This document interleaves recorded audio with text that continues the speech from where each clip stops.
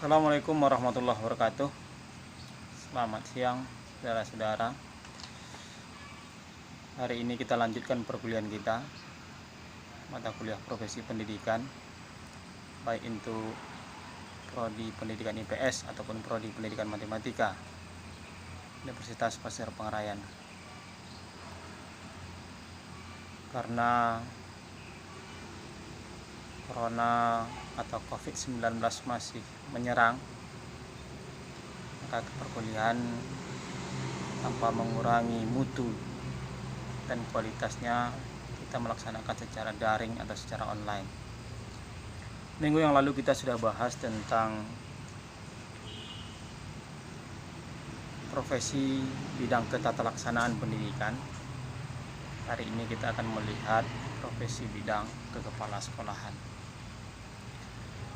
Kita harus tahu bahwasanya kepala sekolah merupakan pekerjaan tambahan dari guru, atau kepala sekolah itu disebut juga dengan guru yang diberikan tugas tambahan.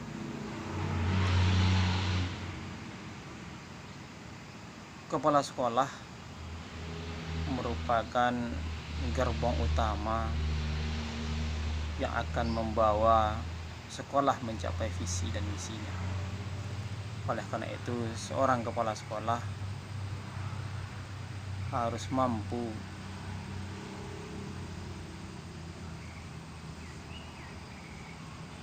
menggerakkan sekolah sehingga sekolah bisa berjalan dengan baik, sehingga tujuan daripada sekolah itu bisa optimal. Untuk menjadi kepala sekolah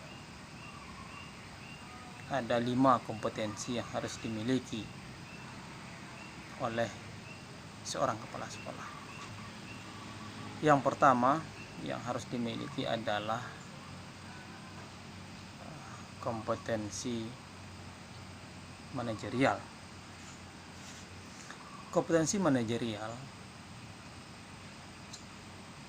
merupakan kompetensi yang berkaitan dengan kemampuan sekolah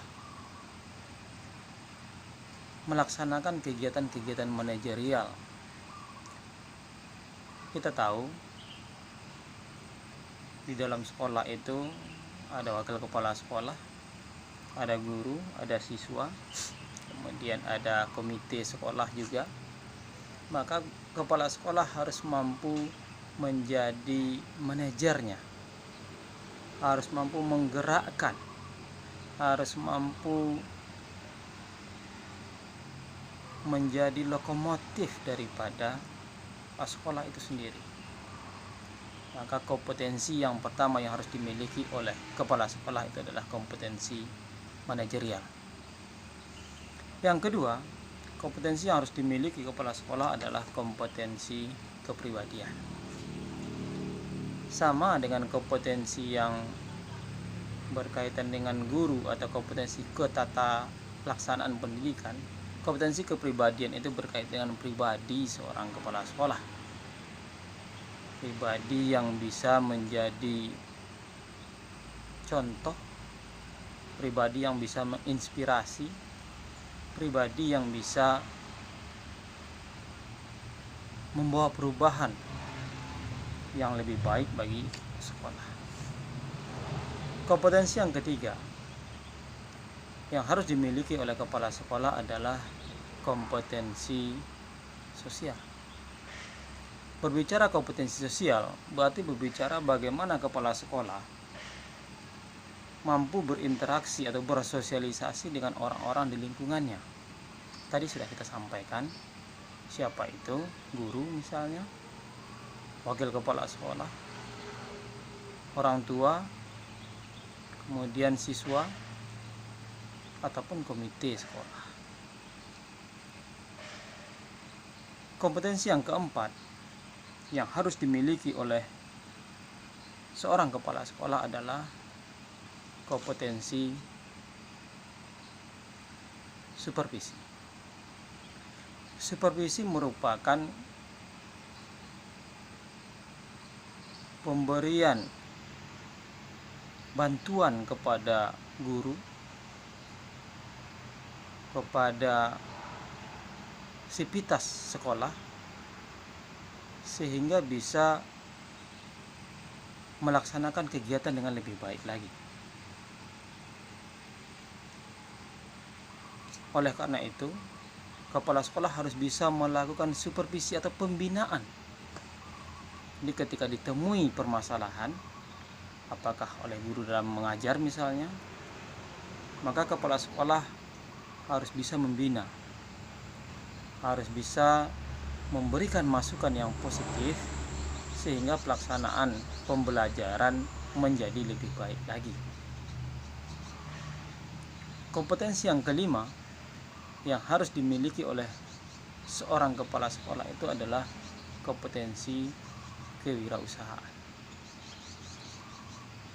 Yang dimaksud dengan kompetensi kewirausahaan adalah bagaimana kepala sekolah itu menjadi orang-orang yang entrepreneur, yang mampu untuk mencari terobosan-terobosan sehingga sekolah tetap eksis, sehingga sekolah semakin maju, sehingga sekolah bisa lebih mencapai tujuan secara lebih maksimal.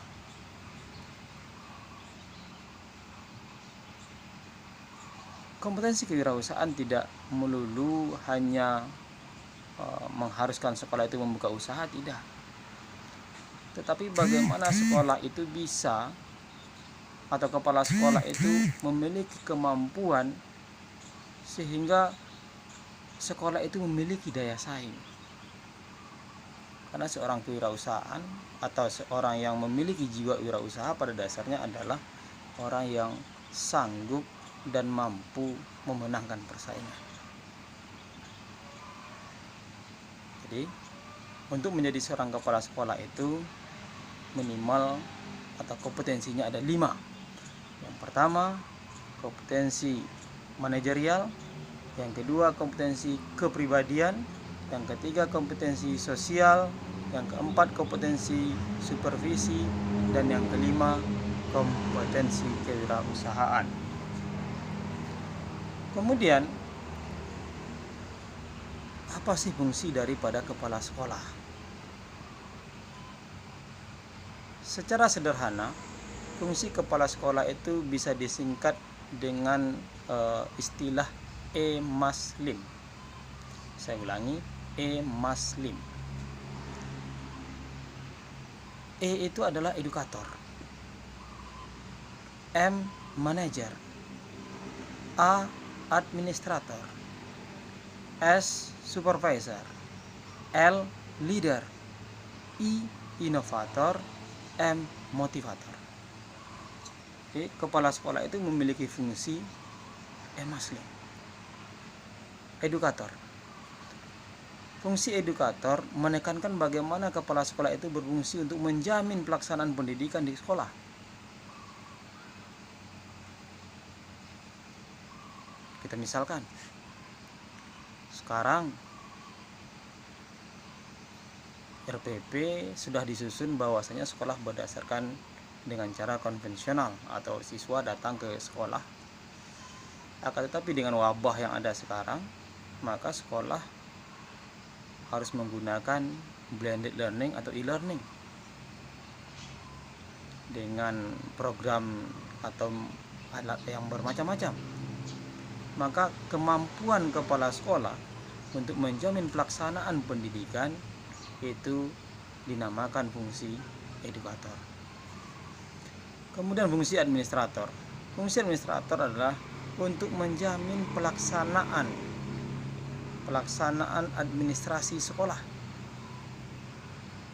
Kita tahu bahwasanya dalam pelaksanaan kegiatan sekolah itu banyak sekali. Maka kepala sekolah harus mampu berfungsi sebagai administrator yang baik, merencanakan, melaksanakan, mengevaluasi daripada pelaksanaan kegiatan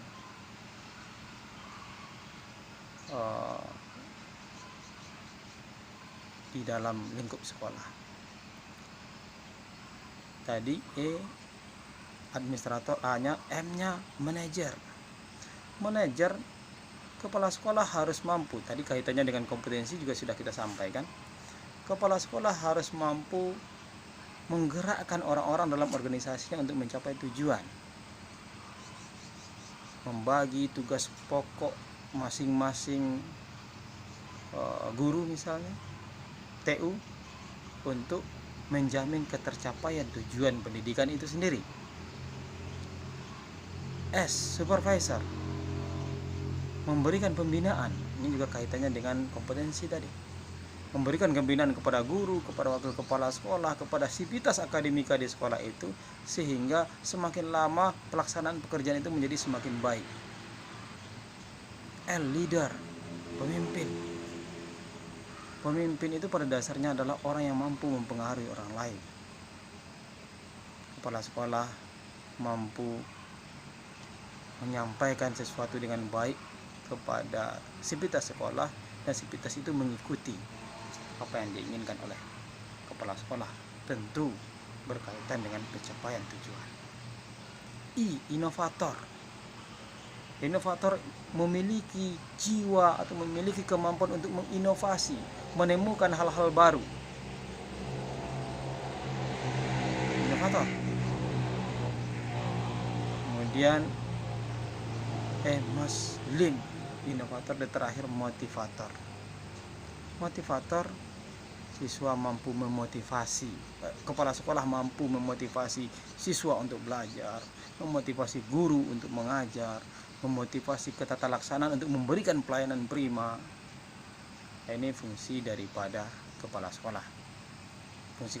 Fungsi ada E, M, A, S, L, I, M.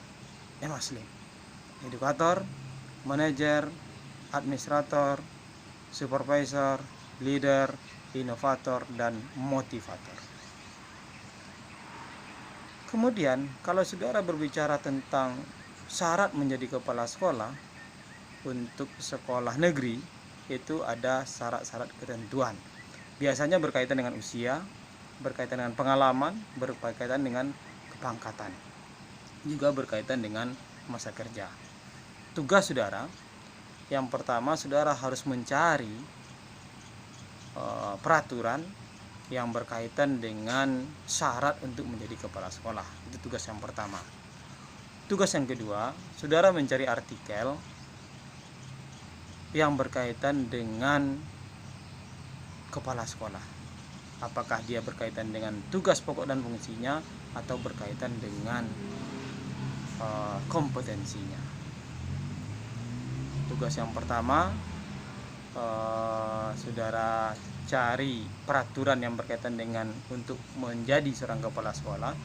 Tugas yang kedua, mencari artikel, kemudian mentelaah artikel itu dan dikumpulkan. Artikelnya dilampirkan. Demikian perkuliahan kita. Sekali lagi saya ingatkan kepada saudara bahwasanya mata kuliah kita kali ini berkaitan dengan kompetensinya kepala sekolah, kemudian berkaitan dengan tugasnya, kemudian berkaitan dengan syarat untuk menjadi kepala sekolah. Tetap jaga kesehatan. Semoga virus ini bisa berlalu dan kita bisa melaksanakan perkuliahan sebagaimana biasa. Terima kasih. Assalamualaikum warahmatullahi wabarakatuh.